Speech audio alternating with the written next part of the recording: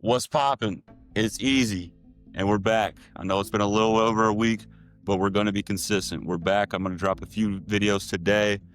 First topic I want to talk about is I am not surprised any of these shoes behind me sold out and did the way they performed.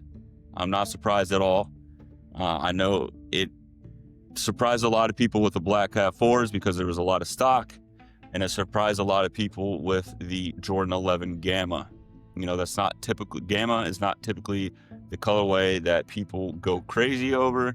I know they've only released them one other time besides this release, but I know it went crazy. The streets went crazy for these shoes. They did some midnight releases, which let me know what you guys think about that. But I think they should get rid of the midnight releases. Nothing crazy went on this time around. I didn't see online people fighting and stuff, but when you release pairs like these at night, at midnight and stuff like that, that is when altercations usually happen, or just releases any time of the day. Honestly, if it's first come, first serve, a lot of times people they just can't act right. So I like the raffle system, but I know some people like getting out, waiting in line. Personally, I'm not a guy to wait in line. My time is more important. Time is money. So I would rather just go ahead and spend the $100 over retail than to sit in line for 3-4 hours like that. I can make $100 in that 3-4 hours easy. So I can do it with my job, or I can do it on Uber Eats or something like that. I'd rather do something to sit in line. So that's just my cup of tea. But yeah, the Black Hat 4, I know in one of my previous videos, I didn't think it was going to sell the way it did just because there was a lot of stock. And then Finish Line and JD Sports did a in-store pickup raffle, and they also did a ship to me option.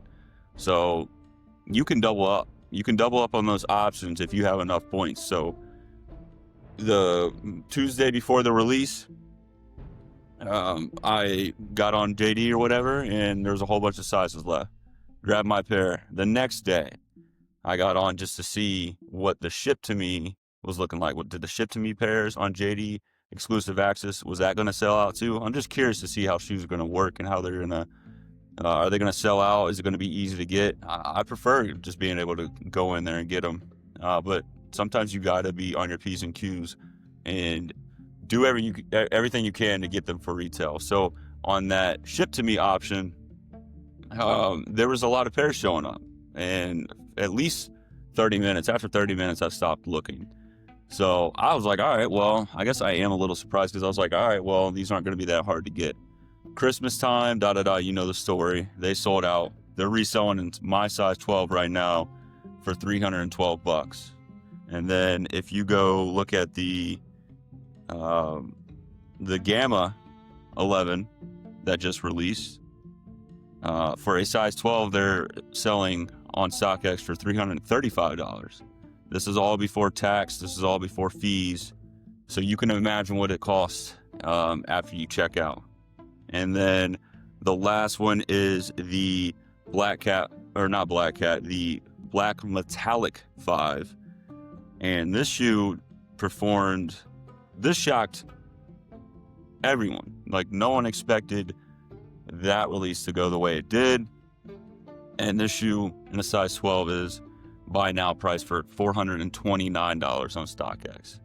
And again, I was able to secure that pair on the Finish Line in-store pickup. So smart thing to do if you want shoes like this and you don't want to have to pay crazy resale later on.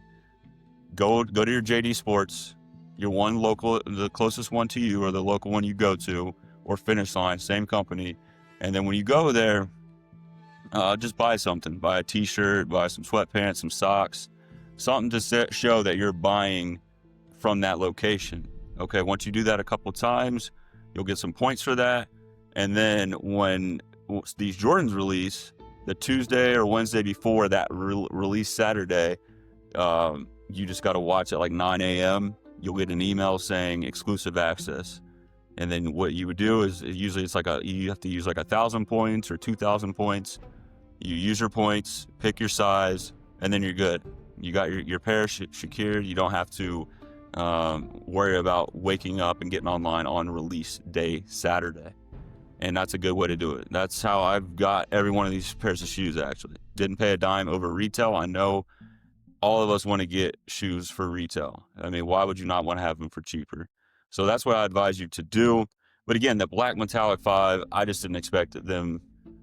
It was just mayhem. It was mayhem, and there was people fighting. There's videos up of people fighting and just the streets going crazy. And I started to think about it, and I'm like, man, there's so many retro J's that come out, so many OG shoes that he wore. Now the Black Cat 4, never worn by Jordan, and neither with the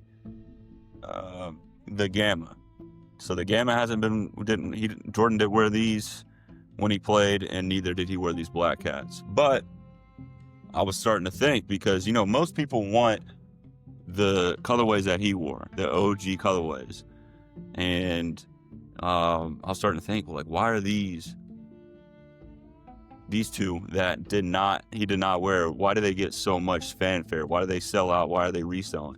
I was thinking, Christmas time. Yes, that is some of it.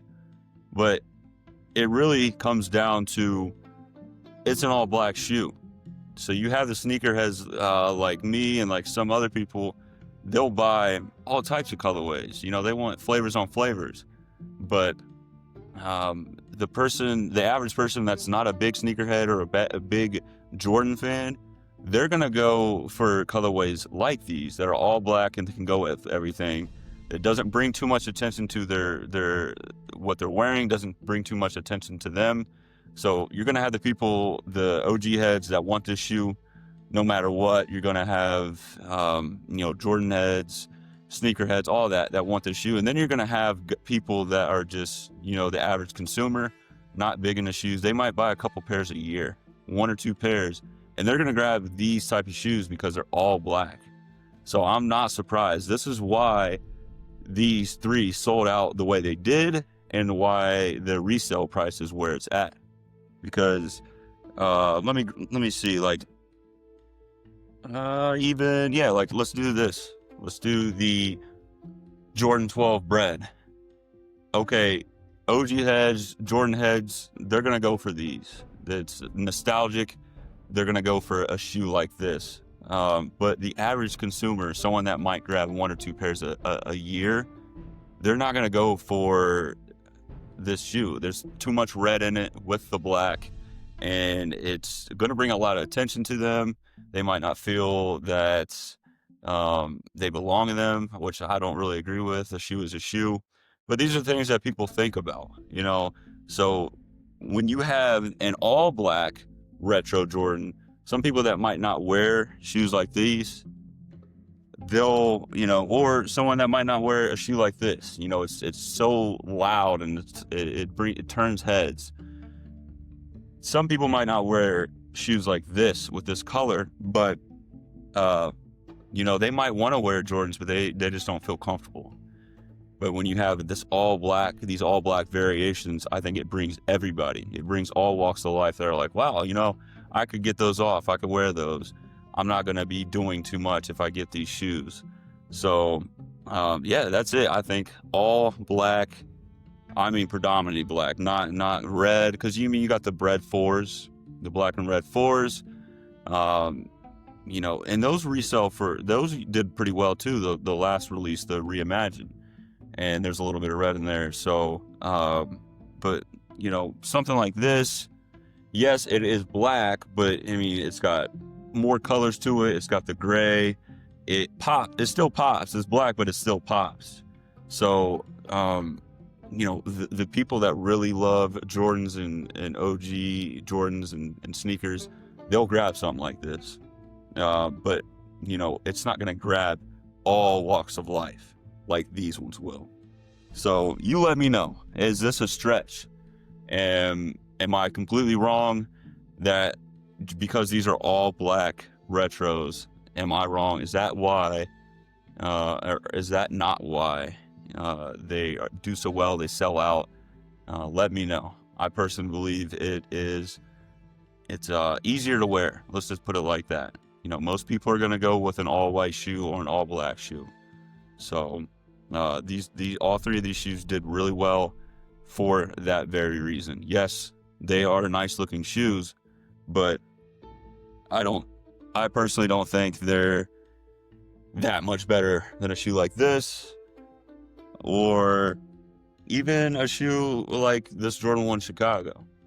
Okay, all these shoes had a lot of stock. This had a lot of stock too, but you don't see the success as far as aftermarket resale prices. It's a lot more stress-free to grab this. It's a lot less easier in your pockets, and I just think these shoes behind me are so much more wearable, so much more wearable. I mean, these come with the white laces, but even then, white and black. It's simple, and a lot of people can pull it off. And same goes with the Gammas. I mean, this is a predominantly black shoe. I know it has a little bit of that teal, but it's just not. It's not enough to be like, um, harder. Someone might think it's harder to pull off. And then, I mean, these are really all black. I mean, they have a little shade of gray on the Jumpman Jordan sign, and that's about it. The little white on the Nike Air logo, but no one's looking at the bottom of your sole. So let me know. Am I crazy?